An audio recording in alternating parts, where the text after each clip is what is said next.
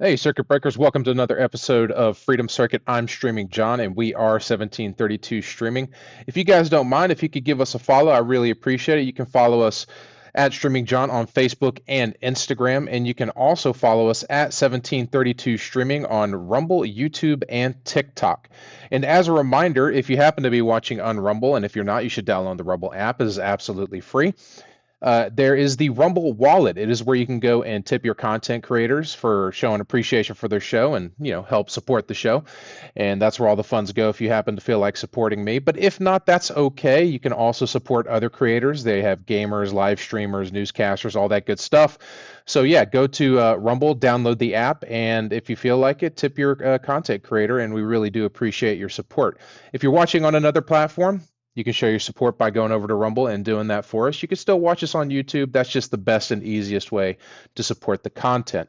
Also, if you don't mind, anytime during the show or any platform you happen to be watching on, drop some comments. We really do appreciate it. That shows engagement on whatever platform you happen to be on. And also, I like to get involved and speak to you guys. And I've been doing that a lot on Facebook, Instagram, not really on X that much, but if you happen to go on X, that would be okay too. But yeah, give us some comments. We really do appreciate it. We got a stacked show for you guys today. So what we're going to cover for today is, let's go ahead and pull that up here real quick. We're going to cover sports. So we're going to cover NASCAR in week one of the UFL. We're also going to cover our Virginia update. We're also going to cover Trump's speech from last night. And we are also going to cover, what else are we going to cover here tonight? I forgot. What else? Oh, yes, the Artemis II shuttle launch. Hell yeah, that's pretty awesome. So, all right, guys, well, let's get into it here. Let's go ahead and get started with Freedom Circuit's sports update.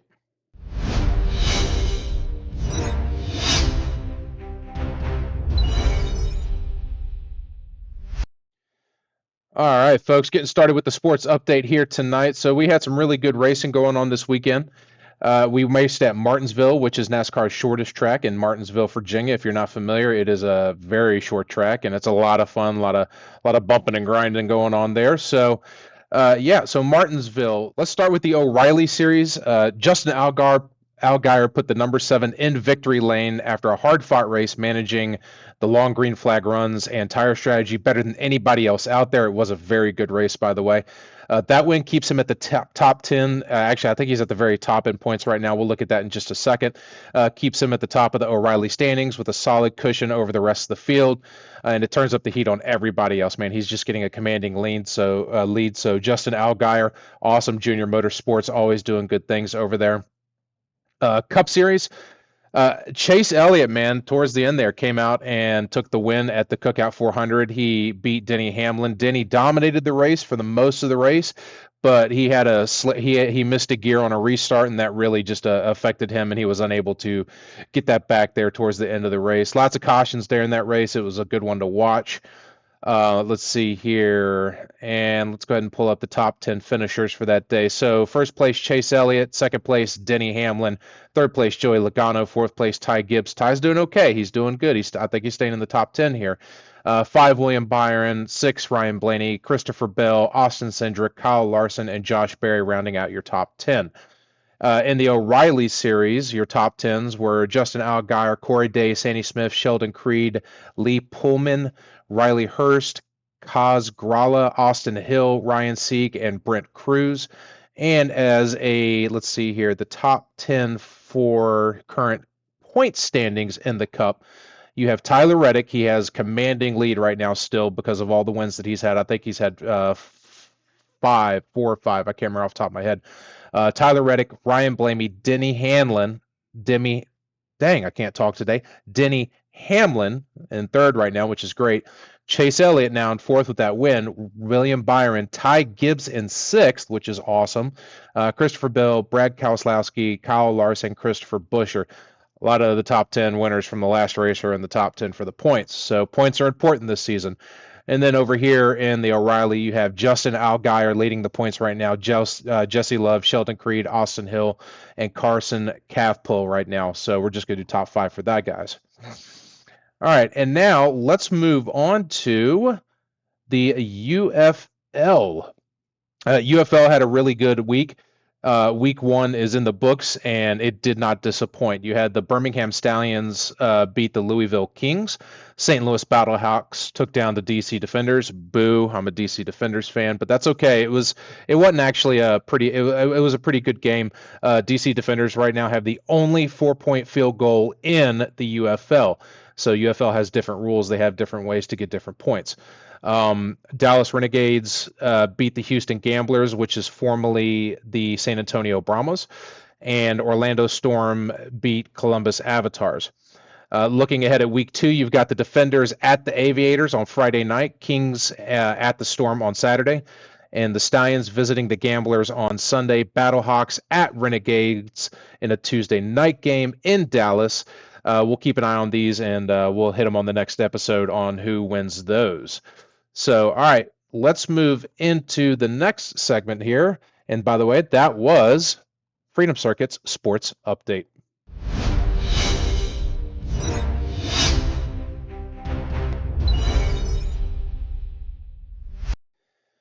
All right, moving on here. So we have the shuttle launch, NASA's Artemis II. So let's shift gears here for just a moment and talk about the shuttle launch. We just watched a major step forward as NASA Artemis II mission left the pad and headed off into orbit, carrying the crewed Orion spacecraft on a path around the moon. What makes this launch important is it is going to be the farthest going launch that we've ever had, farthest distance that we've ever had in human history. So they are going to go around the moon. They're not landing. I keep on saying rune. I don't know what's going on today. They're going to go around the moon, but they're going to go farther out than any shuttle ever has in the history of mankind. So that's actually really important, just trying to see how far we can go. A lot of new technologies on board this spacecraft right now, and a lot of ways that are trying to see how we can stay in space longer, and new hardwares and stuff like that. And eventually the goal is to get somebody on the moon. I would hope here in the near future. I don't know if they have a scheduled launch to actually land on the moon. I'll have to go back and look at that. And we'll be watching this and see how it goes, but it's really awesome to see us doing this again. In my lifetime, we have not landed on the moon. My father, my grandfather, my mother, and so forth and so on, the generation before me can remember that when we landed on the moon, but not my generation. And I'm 41 years old, so we haven't been there, and I believe it's been 50 years at this point.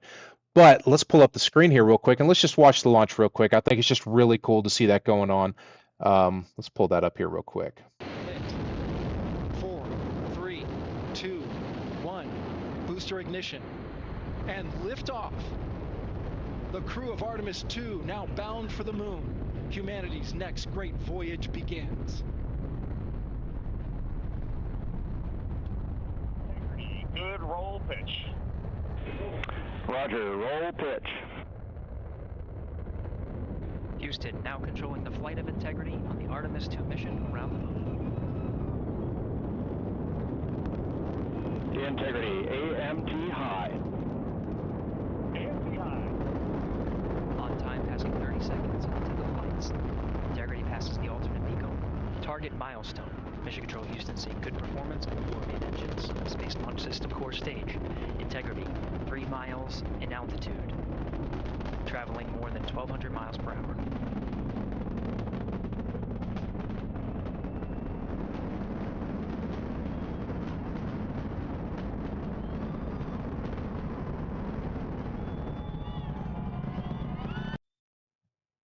All right, there we go.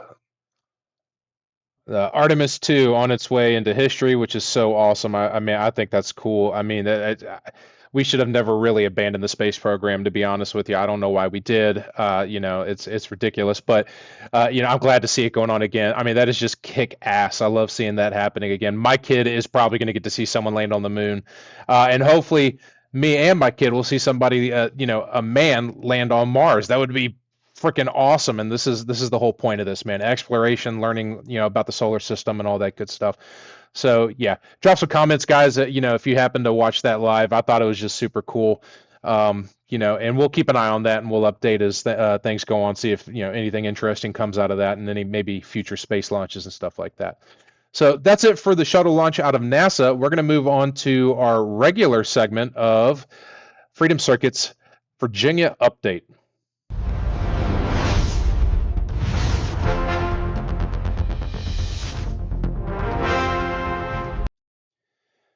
All right, Virginians, if you haven't done so already, go out and vote. Early voting has already started. And if you intend on voting on April 21st, make sure you vote no on gerrymandering. This is a special election. We do not want the Democrats to gain full power in the state of Virginia, giving them a 10-1 lead and destroying our representation. I've said it many times. I live in Hanover County. My representation would now be almost 100 miles away in Northern Virginia, and that is just not acceptable. Northern Virginia has nothing in common with the rest of us in the state of Virginia, and that's what they've done with these districts. So vote no. Do everything you can. Get out the vote. Take your friends to vote. Put some posts on social media. Share this video. I don't care. Vote no. All right, this is absolutely an unfair proposal right now, and they're trying to decimate our representation in the state of Virginia. And they're lying. If you read the ballot, they're absolutely. I've shown it multiple times on the show, so I'm not going to show it again. But they say to maintain fair elections. It's a lie. They're taking away your representation. Even if you're a Democrat, you shouldn't agree with this. The state of Virginia has already voted on this. There have only been 2 states in the country to propose constitutional amendments to their own state constitutions to change gerrymandering here, and that is California and Virginia. Virginia, we should not be anything like California. I mean, just look at them. They're just a failing state. Fix it, guys. Go out and vote. Do everything you can. Vote no, vote no, vote no. I've already voted no. I've done my part. You guys need to do your part. I'm doing my part by sharing as much as I can on social media, by doing these videos and cover it on my show. Help me out, guys. Do what you can. Put a social media post out there. Tell your friends to vote no. Do whatever you can. That would be very helpful. At the same time, the governor has been busy signing in a slate of new bills into law in Virginia. Some of these are focused on energy and environmental targets, others on regulations and mandates that hit the power producers and utilities first, but eventually show up on your. They'll hit the utilities first, but they'll eventually show up on your monthly bill. That's just the way that it works. So some of these laws that are in question. How much will rates move? How fast will those changes show up? And who's actually going to feel the squeeze for the most of these new laws? So a lot of green energy laws have gone into effect, and you can go to virginia.gov and take a look at the laws yourself. You can see them, read them. When we start raising prices on energy manufacturers, where do you think the money goes? The energy manufacturer is not going to pay for it. They're going to pass it on to the consumer, which is you and me. There's already been a law that's been put out to where January of this year, they were allowed to raise power bills, and it's already been approved to raise power bills for next year. It's in legislation. Look it up. All right. You can go back and see it again. Governor Spanberger ran on affordability, and guess what? Raising our energy prices does not make Virginia more affordable. I'm sorry, green energy is not the answer right now. Maybe down the road when it's a little more efficient and more cost effective. I have no problem with electric. I don't have a problem with wind or any of that hippie shit. But the problem is right now it's just not effective to take care of our power grid. At the end of the day, if everybody had an electric car right now in the United States, the power grid cannot handle it, and you can't do it with green energy right now. You just can't. It's not possible. So you need to rely on nuclear power, which is clean and safe, by the way. I mean, nuclear power has been around for a long time, and it does everything we need to do. Coal has gotten to be cleaner than it ever has, so clean coal power plants and stuff like that. We need to boost our energy grid right now before we can start doing all this, stupid hippie shit for green energy and stuff like that. Again, I don't have a problem with green energy. We should be good stewards of our planet, and if that's something that can help the planet, that's fine. That's okay. But we can't completely get rid of everything we have, and we can't rely on it because those technologies just aren't there yet, and they're just not reliable. Again, maybe it's the future. That's okay. But it needs to get to a point where it's reliable for the consumer, and where I'm not relying on, powering my electric car at my house and jacking up my electric bill way through the roof. It's already expensive as is. So keep an eye on those bills, guys. Keep an eye on those stuff. I mean, she's just there's a ton of them to do with energy that she signed. I don't even have time to go over all of them. There's just no way. But you can go to virginia.gov. You can look it up yourself. And I encourage you to do the research, guys. Do the research. And when they say that they're going to raise prices on the producers of power, so when they, just one of our power companies out here is Rappahannock, another one's Dominion. When they raise taxes on those guys, just remember, it goes to you. They're not going to pay for it. Use your brain. It's like everything else the government does when they raise taxes on something, some sort of producer. Doesn't the producer of light bulbs. If they raise taxes on the producer of light bulbs, where do you think the money goes? It's not going to go to the manufacturer of the light bulb. He's not going to pay for it. She's not going to pay for it. It's going to be you. They're going to pass that cost on to you. That's how inflation works, by the way, guys. We could do a total episode on that. You know, a lot of y'all have been misled into how inflation happens and all that good stuff. So, you know, just remember that when you vote. Is this going to affect me? Sure, it sounds good, but we shouldn't be thinking on feeling. We should be thinking on logic right now. Take the feelings out of it and vote on logic and think what's actually going to affect your bottom line and your family's wallet at the end of the day. All right, and that is our Virginia update.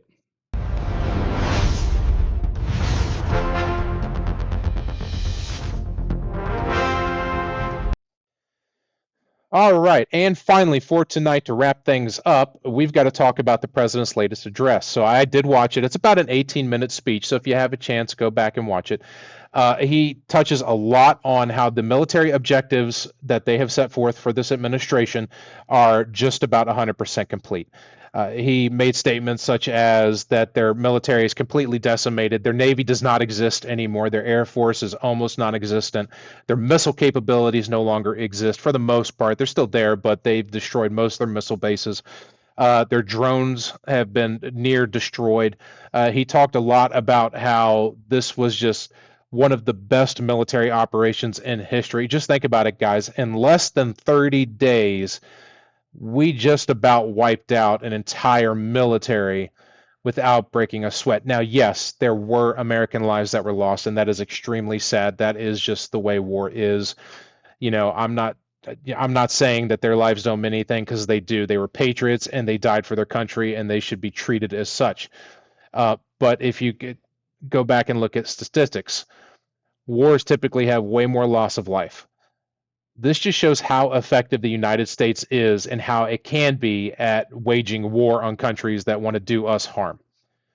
In 30 days, with limited loss of life, not complete loss of life, limited loss of life, we have just about destroyed a country that would have done us harm over the years anyways. So, yeah, he touched on that quite a bit. You know, it was a pretty good speech. You should go back and watch it if you can. He also talked about a couple of times that the Americans we are to the point where we should be truly energy independent, drilling, producing, using coal, oil, gases, nuclear at home. That way we don't have to rely on regimes in the Middle East or choke points like the Strait of Hormuz. And he's been pushing that the European and Asian nations start taking care of their own self-interests. We shouldn't be policing the Strait of Hormuz. We don't rely on the Strait of Hormuz, really. There's a very small percentage of oil that comes to us through there. You know, the UK should be dealing with it. They need to grow some balls, go out there and take care of their own interests and not rely on the U.S. military. When this military operation is over, I don't think that the United States is going to stay there and take care of the Strait of Hormuz. I think we're going to pass that responsibility on to the UK and the Asian nations, and if they want to get their oil, then fine. Trump is trying to bring oil production and energy production back to home and to closer or better allies. Venezuela, for example, you know, we took out that dictatorship, so now we're getting oil from them. So he's trying to secure oil elsewhere to where we don't have to rely on that. The Europeans are the ones that have to worry about that, and Trump doesn't want to foot the bill.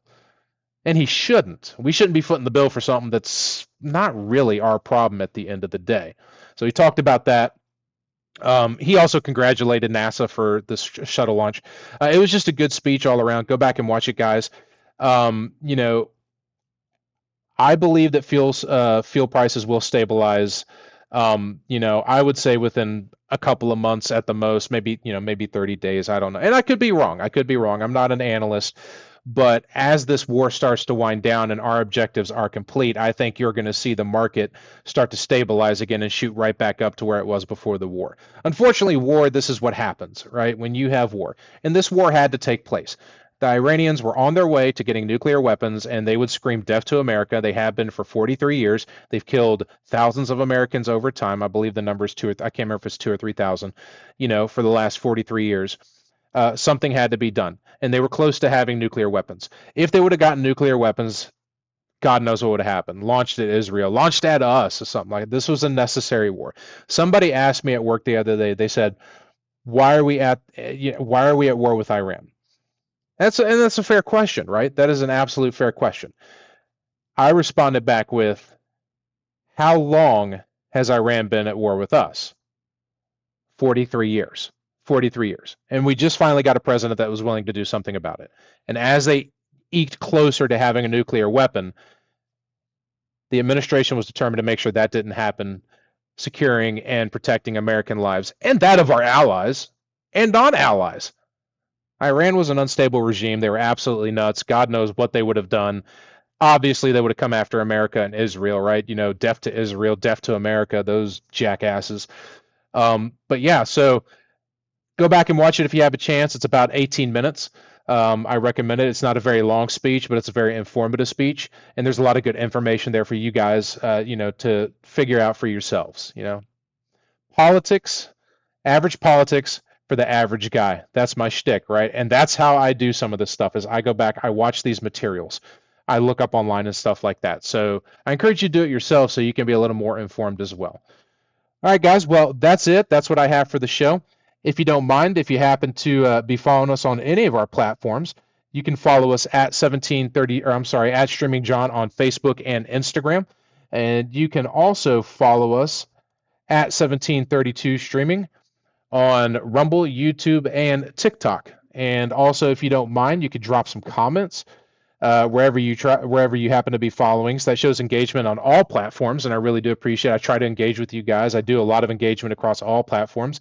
And hey, even if you guys have something negative to say and you're crazy jackasses, go ahead and comment. Helps the algorithm out. I really do appreciate that as well. And hey, maybe I'll respond back to you, you jackasses. So, yep, that's the show for today. Oh, yes, and also, again, just a reminder, Rumble Wallet is live on for my show. So even if you're on another platform, if you want to go to Rumble, it's a free app. You can go back and download the Rumble app, absolutely free. And you can follow us at 1732 Streaming. And at the top of my channel is the Rumble Wallet, where you can go and you can tip your content creators. It helps support the show, the technologies that I have, and all that good stuff. So I really do appreciate it. And if you don't want to tip me, that's fine. That's okay. You can tip other content creators as well, gamers, streamers, all that good stuff. All your favorite shows and everything on Rumble. So, all right, guys. Well, that's it. Stay safe. Keep your head on a swivel. Peace.